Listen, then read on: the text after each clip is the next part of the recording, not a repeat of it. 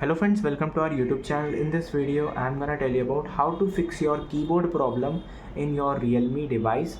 Before watching this video, if you have not subscribed to our YouTube channel, then subscribe to it and like our video. So let's start friends. First you have to open your settings.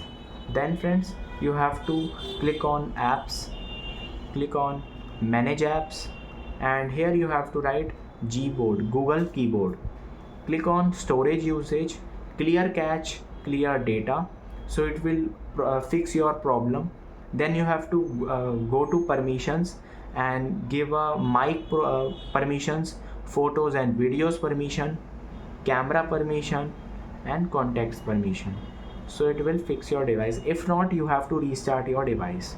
I hope you like this video. If you like this video, then subscribe to our YouTube channel for more helpful tips and tricks videos. See you next time.